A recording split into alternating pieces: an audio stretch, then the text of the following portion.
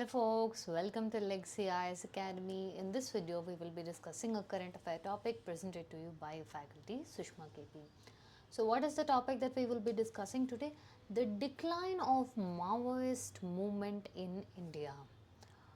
Now first we will see as to when did it start, what led to the beginning of Maoist movement, and why now in 2025 it is a decline of Maoist movement in India. First and foremost, let's take the history. That is something that spans 6 decades ago. That is something which started in your West Bengal region of Naxalbari, okay, where let's say 150 peasants with nothing but their axes, sickles, etc. took and they stormed to the landlords, okay, rich landlords, and took control of the land as well as paddy. Understanding? That began something called as the Naxalbari movement in India in 1967, which led to the birth of your left wing extremism. Understanding? Now when this started, the Naxalbari movement started, yes, initially it was all combined with a lot of armed struggle. Within them itself, many people, many leaders did not want to proceed with the armed struggle, but yet a divided fraction, and also your government was trying to catch them. Many of them died in police custody, but one significance it had was it spread through your central and eastern portions of India, and areas affected by your Naxalism was called as your Red Corridor. Understanding? Now what happened, this let's say was in the period of 1960s, 70s, government also came down heavily on them with respect to center and state, but this got an impetus in the year 2000s. Okay, by 2000s, almost 18 districts which covers around 92,000 kilometers were affected. Now all of a sudden, if you see, the government as of now is telling it is on a decline. Why and what is the reasons, we will see in the course of the video. Now if you are someone who enjoys knowing about your local news, national news, international news, geopolitical news, then subscribe to Legacy IAS Academy. We provide deep insights into each of the topics. Now, so what is the background of this so-called Maoist movement, or otherwise your Naxalbari event, which initiated a chain reaction with respect to the Maoist movement? First is, like I said, in your West Bengal region of Naxalbari, your leaders such as Majumdar, and that is when all 150 of the peasants were very much angry with over the fact of how the rich zamindars had all the control of land as well as paddy, went attacked them with the weapons they had and took control of the land as well as the paddy. So at that point of time, your Charu Mazumdar and Kanu Sanyal, they were telling that we have to bring this war to the people's hand, and we should do it in the same way how uprising was done by your Mao Zedong in China or Che Guevara. So all these people ka inspiration we have to take, and we also have to do the armed struggle is what they started. So based on these ideologies, there was a division of fraction between the people itself. Understanding? Now your this Charu Mazumdar along with his friend Kanu Sanyal came out and created something called as Communist Party of India, Marxist Lenin. The ML stands for Marxist Lenin, and they also said that the Communist Party of India was the reason why this movement had to be started, because they were, according to your Mazumdar, he claimed that India was more of a bourgeois state, and your CPI was running along with them in trying to create an alternate reality, which in turn is not the truth. So thus they broke open the fraction and created CPI-ML, Communist Party of India, Marxist Lenin. Now further what happened, many leaders were arrested, many leaders died in custody, one such is your Mazumdar himself. But what happened was this movement spearheaded running to your central and eastern India. And when it entered there, especially in the years of 2000s, it started creating if your People's Liberation Guerrilla Army. They created an army unit, okay, with children, civilians all hired in. Now what are the activities that these people did? That is when it started spreading through your regions of Jharkhand, Chhattisgarh, Andhra Pradesh, Telangana, your let's say your regions more specific of your Bihar.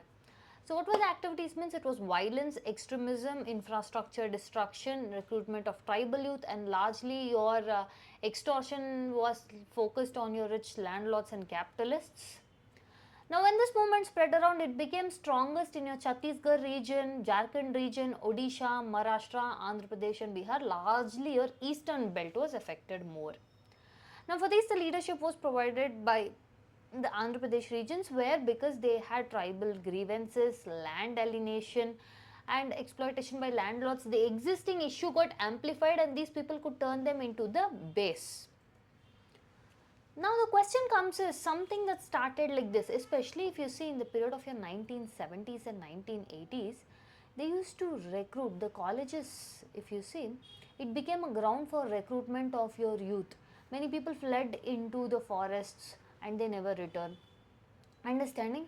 So your civilians, youth were all being bought into this, and eventually if you see, lakhs and lakhs of youth were bought into this left-wing extremism.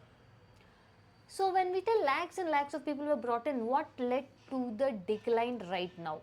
That is in 2025, our Union Home Minister Amit Shah is claiming that Modi government allows for a policy of peace, allows for a policy of surrender, but a bullet will be met with a bullet. We will start with this line and see why 2025 we are saying there is a decline in Maoism. First is the security operations, which is started by your Central Armed Forces and creation of elite state police units just to target your Maoists. And also the leadership decapitation. Many leaders have become old, ill health, and also they have been killed, and their wives and supporters have been surrendered. And another thing is loss of cadre support, meaning the recruitment of youth.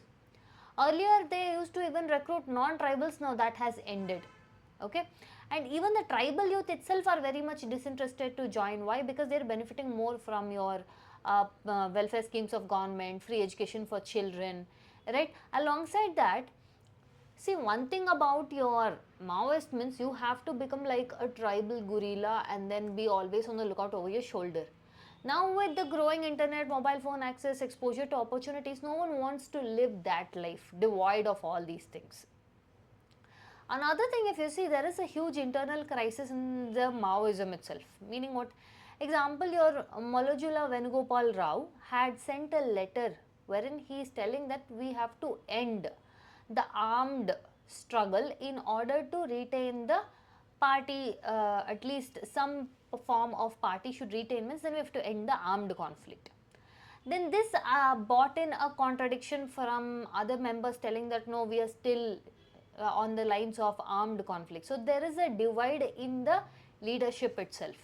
Alongside that, many leaders who are now aged, they just want to retire peacefully, come out of those, and also many spouses of these people surrendered. Before we see what happened further, we have a small announcement from Legacy IAS Academy. If you're someone who wants to kickstart your UPSC civil service journey, then look no further, you have found the right spot with Legacy IAS Academy, wherein we maintain the batch size at 40 member per limit so as to make sure individualized and personalized attention is given. Alongside, we also offer one-on-one mentorship, regular interaction with educators, and also daily mains answer writing challenge. We also do holistic current affair classes, CSAT classes, and we also conduct our classes both offline as well as online mode. If you want to see how the classes are, you can schedule a demo class either online or offline. For more information, you can contact the number given below or check out Legacy IAS Academy website. Alright, now coming back to the video. Another thing is government took a strong push in this with respect to both models of coupling of security as well as development model. Yes, a lot of infrastructure kept on destroyed, but yet they tried to create development not only with respect to infrastructure but also social development. That is with respect to your healthcare, with respect to your education, welfare schemes, understanding. So this to a large extent helped alongside your severe crackdown by the center and state. And this also won the tribal trust and they reduced the Maoist influence. That is, they were not trying to turn towards the Maoism as the solution. And also, our government, like as Union Home Minister Amit Shah said, that For those of them who were surrendering, let's do rehabilitation packages, and they saw that this is a better option rather than continuing. But now when we are seeing, yes, particular CPIM leaders have sent all these sort of letters, does it mean government should now start trusting them? If at all anything, we have to look into the history as to, has there ever been incident like this, or is this the first one? See, before also, that is in your 2004 period of time when it was an undivided Andhra Pradesh, there was, the Maoists were also trying to have talks with the YSR government. But if you see one main thing, there were always suspicion on both sides. Understanding, there was suspicion on both sides. Eventually it led to a collapse, and eventually it again opened to violent protest, that is outbreak started again. So the current dilemma is, last when we see in 2004, this scenario or strategy was, they are coming with the peace plan is only to make sure that they will regroup. So this might also be the same thing they would be doing. So this might be another survival strategy, that yes, even though they might feel like on the top we are ready for conciliation, but it might be another survival strategy to continue on the underground. Or we don't know, that this might even be a genuine surrender. So government has to be look out for both. The peace letters concept has existed before, and it was a tactics of the group. Now, if you see, as of now 2025, Union Home Minister Amit Shah has held that as of now 200, and just in 2025 alone 270 Maoists were killed, 680 were arrested, more than 1225 have been surrenders. As of now, what was 18 districts which was affected has now only 6 districts of concern. Understanding? So, the districts are down from 180 to 38 of 2024. If you see the broader aspect, first and foremost, we have to always make sure, if this has to not repeat, the tribal needs are met. And another thing is, the surrendered cadres should be rehabilitated. So in conclusion, the red sunset or the end of Maoism is decline of India's longest insurgency, which spans around 6 decades. Again, how should we be going on about this? This has to be with respect to good governance and trust building. Now, if there is a possible UPSC question we can expect from this for mains, critically examine the factors leading to the decline of left-wing extremism. That is what the summation of what we just discussed. With this, we have come to the end of the current affair video. If you like our content, subscribe to our channel, hit the like button and share it along with your friends. Thank you.